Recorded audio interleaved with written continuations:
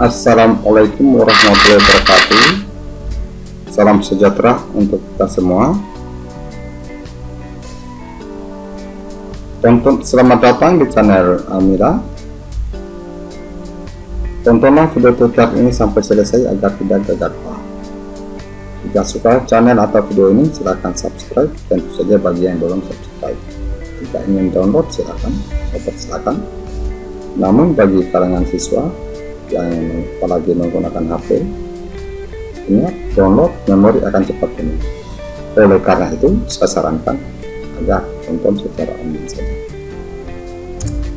Pada kesempatan ini, kita akan membahas tentang menentukan resultan vektor secara analisis dengan menggunakan metode segitiga dan metode pelajaran genjang. Teruntukan bagi siswa SMA dan sederajat. Sebelum kita menentukan resultan vektor, maka terlebih dahulu kita perlu mengetahui cara menyatakan atau mengungkapkan suatu vektor. Secara umum, vektor digambarkan dengan sebuah anak panah. Misalnya digambar, anak panah seperti pada gambar ini. Ini gambarnya. Panjang anak panah tersebut menyatakan besar atau nilai atau panjang vektor, sedangkan arah anak panah menyatakan arah vektor. Kalau misalnya begini, ke arahnya lagi, misalnya nilai lagi. Kemudian cara penulisannya, kalau seperti pada gambar ini, dia ditulis vektor PQ. Saya ulangi, pada gambar A ini, titik P ini disebut sebagai titik pangkal, sedangkan tanda panah di titik Q ini disebut sebagai titik terminal. Panjang ruas garis dari P ke Q ini disebut sebagai besar vektor atau panjang vektor. Penulisan lambang atau notasi vektor seperti pada gambar A di atas ini ditulis PQ. Ini pakai huruf bold atau tebal. Ini biasa di buku paket dia pakai.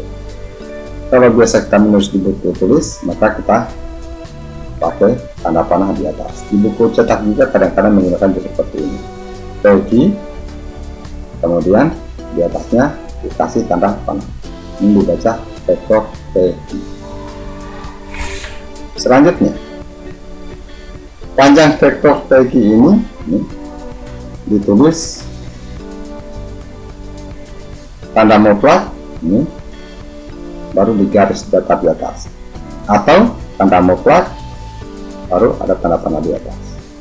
Ini dibaca panjang vektor PQ.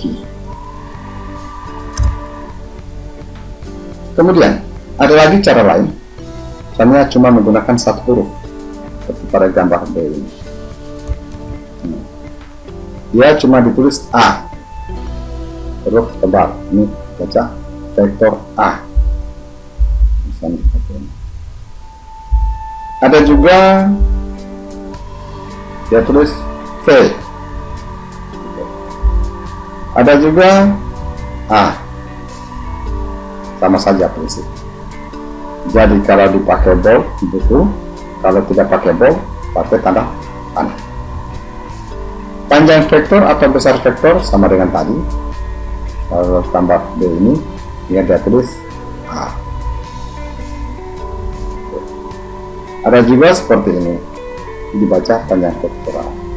Jadi huruf itu tidak mutlak, itu terus bisa berganti-ganti, tergantung keadaan soal. Nah, selanjutnya kita perlu pula mengetahui tentang sifat vektor.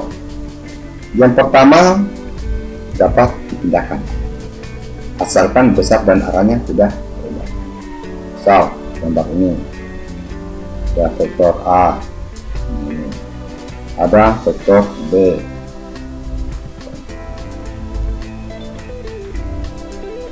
vektor B ini bisa kita angkat bawah hanya gitu. Yang penting arahnya ini, misalnya dari garis datar ini ya 30 derajat, ini juga harus 30. Arahnya tidak berubah. Kalau ini panjangnya misalnya 5 meter, maka ini juga harus 5. Tidak boleh berubah, tapi dia bisa digunakan. Kedua, dapat dijumlahkan, insya Allah nanti kita akan pelajari. Dapat dikurangkan, dapat diuraikan, ini juga akan kita bahas nanti di part 2. Dapat dikalikan. Jadi selanjutnya kita akan lihat inti dari materi kita hari ini, yaitu penjumlahan vektor secara analisis dengan menggunakan metode segitiga. Disebut metode segitiga karena bentuknya seperti segitiga, kurang lebih seperti pada gambar ini. Langkah-langkahnya, pangkal dari vektor kedua diletakkan di ujung vektor pertama. Jadi kalau pada gambar ini vektor kedua yang ini vektor pertama. Kalau ini sebenarnya bukan harga mati. Yang penting kita modifikasi gambarnya berbentuk segitiga. Jadi seperti ini, vektor asalnya adalah vektor B. Yang ini asalnya adalah vektor A. Dan inilah yang disebut sebagai resultan atau hasil penjumlahan. R, saya tulis tanda panah karena bukan huruf tebal. A, B tambah A. Kita gambarnya seperti ini. Kemudian kita misalkan ada sudut-sudut, di depannya R ada gamma, di depannya B ada beta, di depannya A ada alfa. Ini untuk memudahkan kita saat menuliskan skala. Nah, bagaimana contoh penerapannya? Menghitung besar resultannya. Untuk menentukan besar resultan atau besar vektor A, vektor B tambah A, maka kita gunakan rumus R sama dengan akar pangkat 2 dari A kuadrat tambah B kuadrat kurang 2AB cos gamma. Hati-hati ini karena ini, karena ada juga beberapa buku di sini dia menggunakan ini tambah 2AB cos theta. Tapi ingat, theta yang dimaksud itu adalah di sini.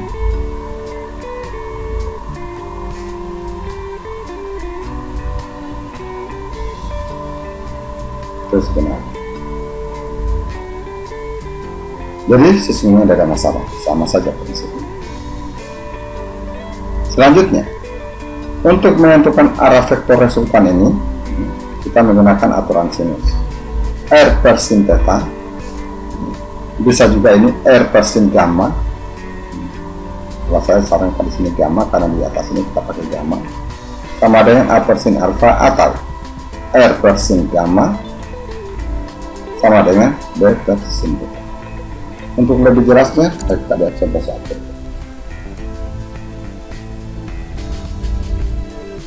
Jadi contoh soal ini menggambarkan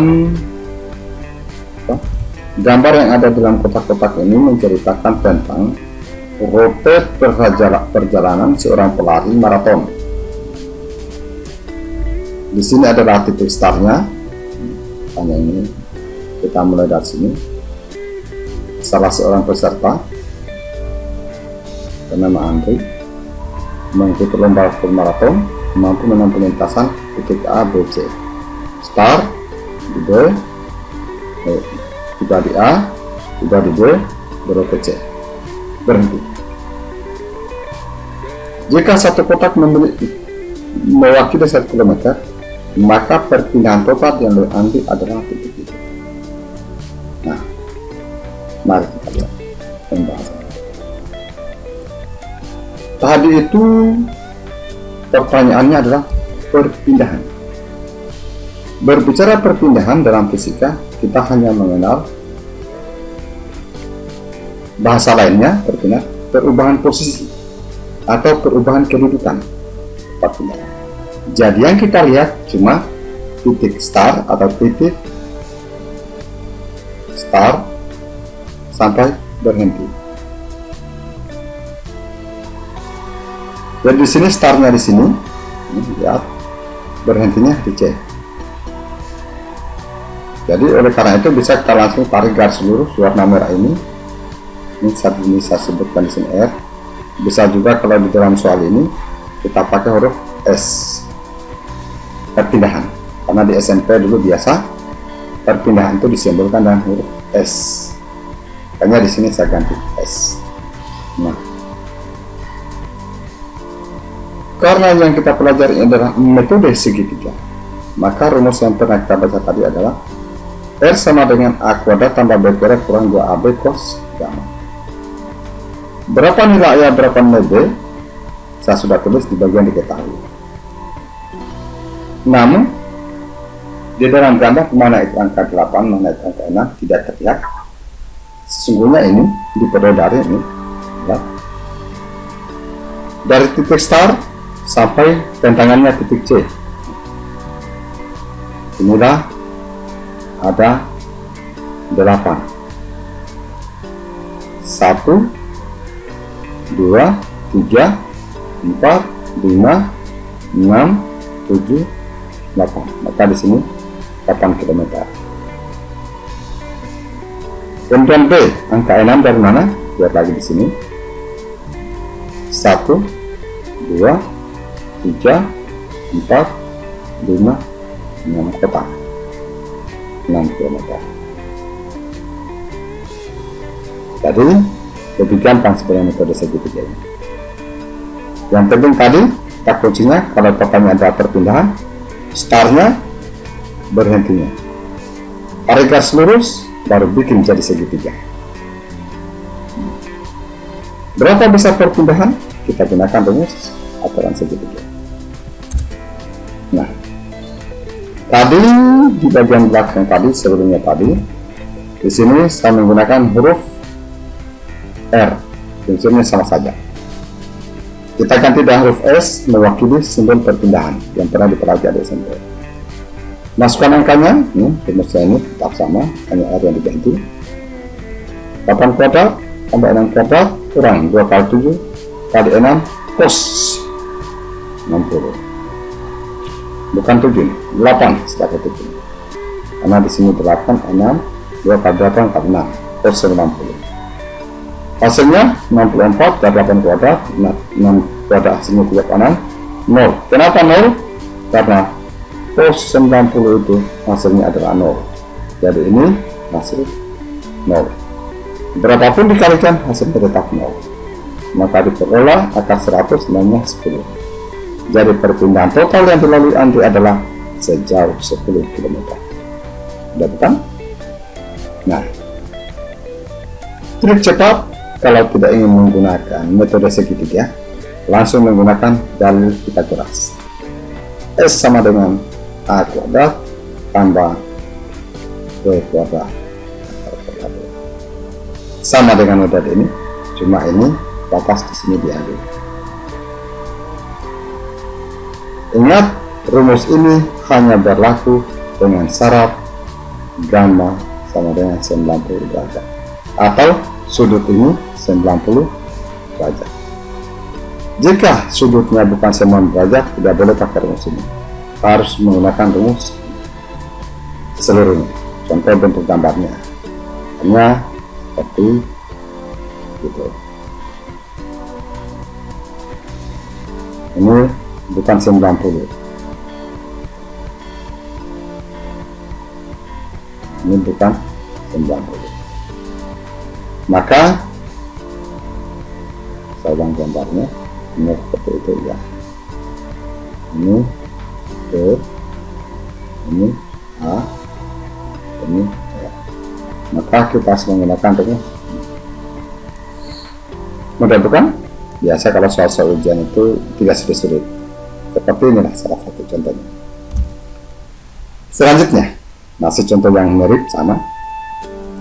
Seseorang mengendarai sepeda motor dengan rute seperti yang ditunjukkan pada gambar.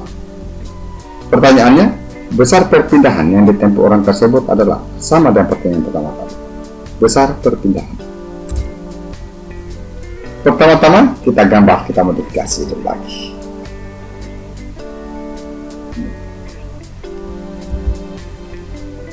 Titik start, titik berhenti. Tarik garis lurus. Nah, berapa panjangnya? Nanti kita akan hitung. Kemudian kita bikin ini garis ini, seperti garis lurusnya tadi. Kita bikin lagi dari sini ke sini. Usahakan ini tegak lurus ke titik akhir. Kemudian bikin lagi garis atas, turun lagi ini ke sampai di terakhir berhenti.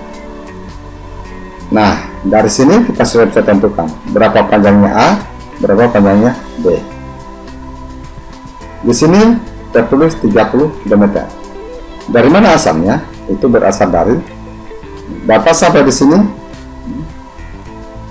terbaca di soal 20.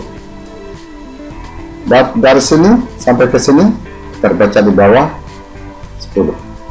Maka 20 tambah 10 hasilnya adalah 30. Selanjutnya panjang vektor B 40 km. Dari mana asalnya? Lihat dari sini turun ke bawah terbaca di sini. Hanya dia tulis 40. Gamma 90 derajat. Dari mana asalnya? Di sudut 90 derajat. Nah, ditanyakan perpindahan atau S. Setelah menggunakan simbol S di sini untuk mengingatkan kembali perjalanan di SMP bahwa perpindahan itu simbolnya S. Selanjutnya kita hitung besar perpindahan dengan rumus R. Ini tadi rumus segitiga, vektor resultan dengan rumus metode segitiga. Nah, di sebelah tadi saya gunakan huruf R. Karena perpindahan yang ditanyakan di sini kita ganti itu huruf R dengan huruf S. Prinsipnya sama saja. Sama dengan A kuadrat tambah B kuadrat kurang 2AB cos gamma, sama dengan tadi. Tidak ada bedanya prosesnya. 30 kuadrat 40 kuadrat kurang 2 kali 3 40 cos 90. Cos 90 hasilnya 0, maka di sini hasilnya 0. 40 kuadrat 1600, 30 kuadrat 900. Dijumlahkan menjadi 2500. Akar 2500 adalah 50. Jadi besar perpindahan orang tersebut sejauh 50 km. Soal seperti ini juga dapat kita gunakan menggunakan dalil Pythagoras dengan catatan gamma sama dengan 90 derajat. Nah, di sini adalah 90 derajat. Nah, mudah bukan? Jika masih belum paham, bisa ditonton ulang dah. Kita lanjut di metode berikut, penjumlahan vektor secara analisis dengan menggunakan metode jajaran genjang. Kenapa disebut jajaran genjang? Karena bentuknya seperti jajaran genjang. Benar-benar tipis dan model segitiga. Yang gambarnya di atas jajaran.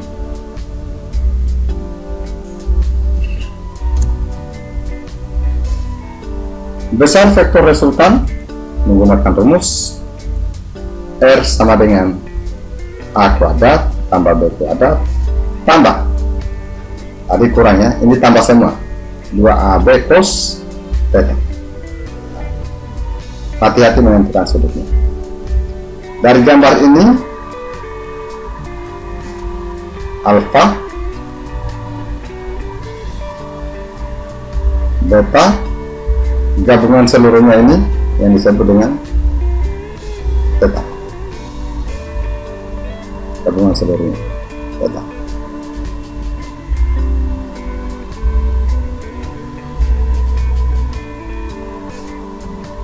Untuk menentukan arahnya kita menggunakan lagi aturan sinus. R per sin theta sama dengan A per sin alfa atau R per sin theta sama dengan B per sin.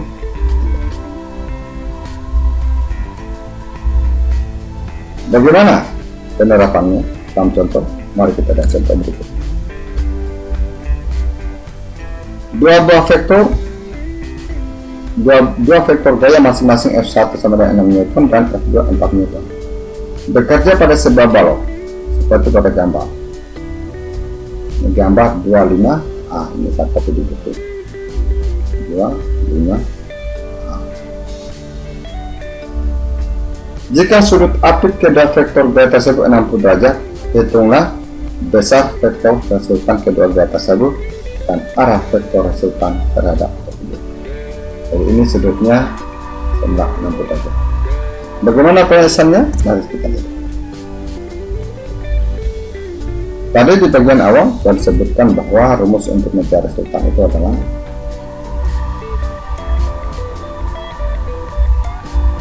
sama.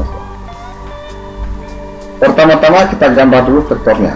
Jadi kita modifikasi gambar sebelumnya tadi berbentuk segi ngejar-ngejar. F2 nya 4 Newton, F1 nya 6 Newton, dia mengapit sudut 60 derajat. Pertanyaan resultannya tinggal digambar seperti ngejar-ngejar seperti ini. Ingat panjangnya ini sama dengan sini, panjangnya ini sama dengan panjangnya ini. Dengan berjajar-jajar. Untuk menghitung resultannya kita kembali gunakan rumus ini. Tadi kalau segitiga pakai AB, tapi karena dalam soal tadi dia pakai F1 F2, maka kita di sini kita modifikasi menjadi F1 F2. F1 nya 6 kuadrat diambil dari sini, F2 nya 4 diambil dari sini, tambah 2 kali 6 kali 4 cos 60. 6 kuadrat 36, 4 kuadrat 16, 2 kali 6 kali 4 48. Cos 60 hasilnya seper 2 asalnya ini. Dijumlahkan hasilnya akar 76 Newton. Mudah bukan?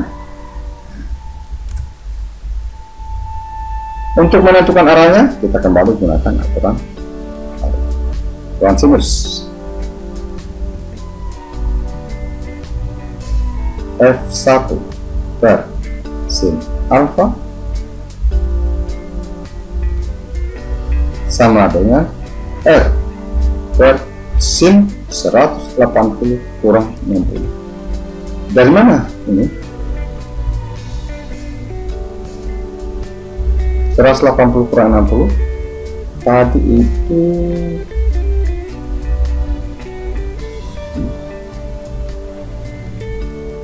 gambar ini 60 derajat garis lurus. Kenapa 60? Ini sama dengan ini, sudut yang searah. Kalau satu garis lurus ini, dari sini sampai ke sini 180, berarti besar dari sini sampai ke sini adalah 180 kurang 60. Sin alfa sama dengan F1 per R, ini tinggal keadaan sedang ini, kali sin 120. Hasilnya F1 6 akar 36 per 1/3, ini dihitung per kalkulator nilainya 0,596 hingga sudutnya adalah 36,5. Tapi dalam fisikanya jarang kita gunakan. Selalu kita biasa menghitungnya resultan.